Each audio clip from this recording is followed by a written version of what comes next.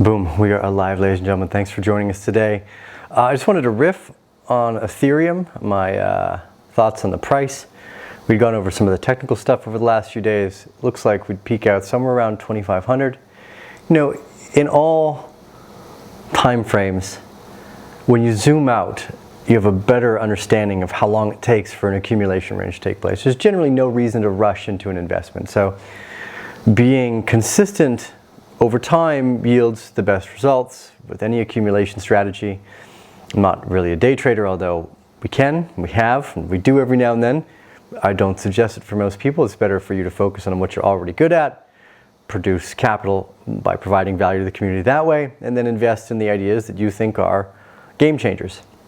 So the Ethereum Merge is set for September 15th.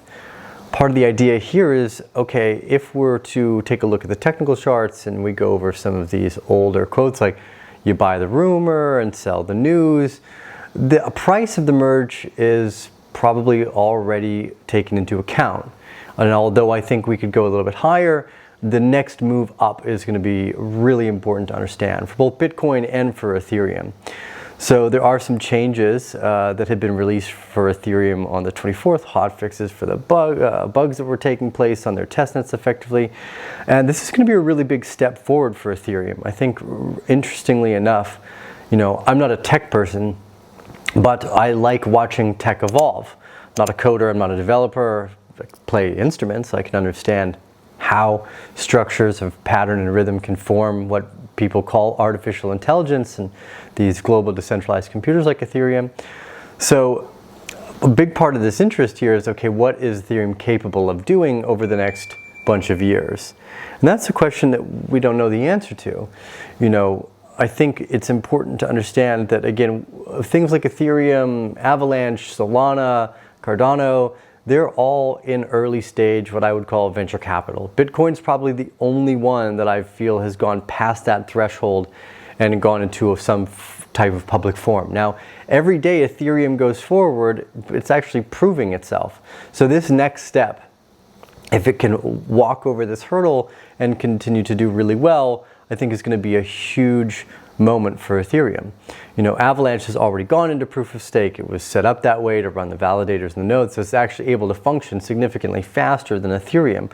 But when Ethereum makes this next step and it overcomes any of the problems that it has here, it's going to be extremely important for the long-term aspects. This is something called the Lindy effect.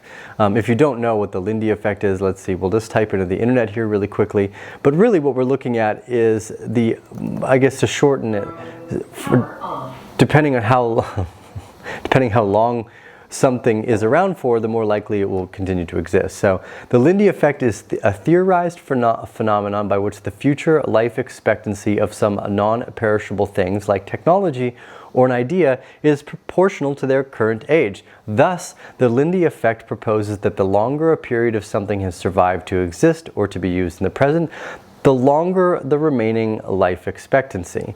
Longevity implies a resistance to change, obsolescence, or competition, and the greater the odds of continued existence into the future. Where the Lindy effect applies, mortality rate decreases with time. Mathematically, the Lindy effect corresponds to lifetimes following Pareto probability distributions, and the concept is named after the Lindy delicatessen in New York City, where the concept was informally theorized by comedians. The Lindy effect has subsequently been theorized by mathematicians and statisticians.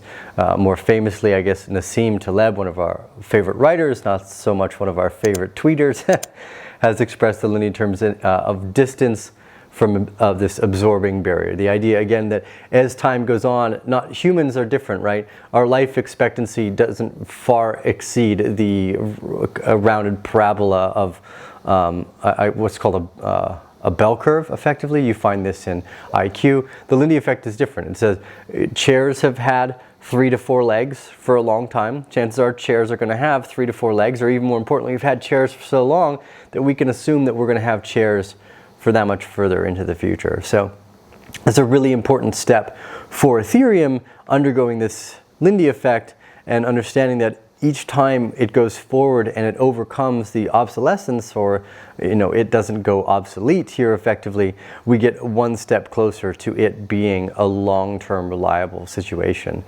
And I think it's important to understand for Ethereum as well, that every step that it goes forward, it gets further and further away from the risk of a venture capital bet and becomes closer and closer to what we would call generally a public offering in the traditional markets, but in the crypto sector, or just the reliability of the masses having used it for X amount of years, and every year that it goes forward, the more likely it is to continue to survive.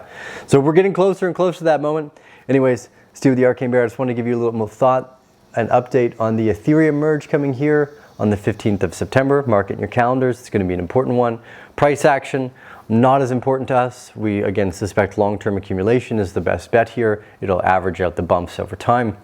But to understand that we are in critical moments for technology like Ethereum, where they're still in that early nation stage, these next steps, as they move forward, I believe are going to become the steps where we know that they're going to continue to last for 5, 10, 20, 40 years into the future. Whereas we lost things like beta cassettes, DVDs, CDs. Nobody even uses these things anymore. MP3 players, they all went by the wayside. They were taken over by the phone. So keep that in mind. Technology replaces itself very quickly. Anyways, give us a thumbs up if you like this content. Leave your thoughts, questions, comments down below. Like, reshare. Is there anything about the merge that you would like to hear? Ask that as well. We've got some fun videos coming up for you over the next week. I've got a podcast with the founder of Near, Ilya, as well. So keep an eye on those updates that will be coming out shortly. And we'll see you guys again soon. Thank you.